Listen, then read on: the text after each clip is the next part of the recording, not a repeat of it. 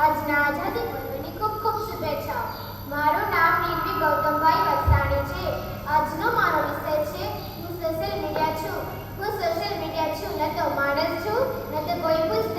છતાં દુનિયાના ઘણા લોકો દિવસની શરૂઆત મારી સાથે કરે છે અને દિવસનો અંત પણ મારી સાથે જ કરે છે. કોઈ મને મિત્ર માને છે, તો કોઈ મને શિક્ષક, તો કોઈ મને સમયનો ચોર.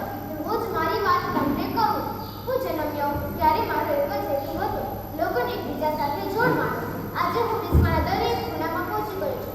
લોકો મારા દ્વારા સેકન્ડોમાં વાતો કરે છે, ફોટા મોકલે છે, જ્ઞાન મેળવે છે અને પોતાના વિચારો દુનિયા સુધી પહોંચાડે છે.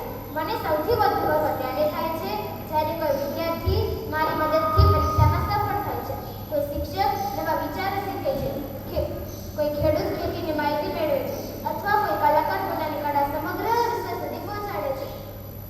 ડોક્ટરો આરોગ્ય અંગે જાગૃતિ ફેલાવે છે.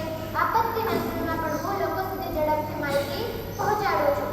પણ મારી આંખોમાં હસુ પણ આવે છે. કેટલાક લોકો મને વ્યસન બનાવી દે છે. તેઓ પરિવાર કરતાં મને વધુ સમય આપે છે, ખોટા સમાચાર ફેલાવે છે, અફવાઓ ઊભી કરે છે, બીજા વચ્ચે નફરત પણ કરે છે. પછી લોકો કહે છે કે સોશિયલ મીડિયા ખરાબ છે. હું ખરાબ નથી, મારો ખોટો ઉપયોગ ખરાબ છે. મારું સપનું છે કે જ્ઞાન, સહકાર, ધીરજ અને માનવતાને પુલ બનું. જો કે લોકો મને સમજદારી, સંયમ, જવાબદારીથી વાપરશે તો સમગ્ર વિશ્વને વધુ નજીક લાવી શકે અને સમાજના વિકાસમાં મહત્વનું યોગદાન આપી શકે. હું ઈચ્છું છું કે આ બાળકો મેદાનમાં રમે, પુસ્તકો વાંચે,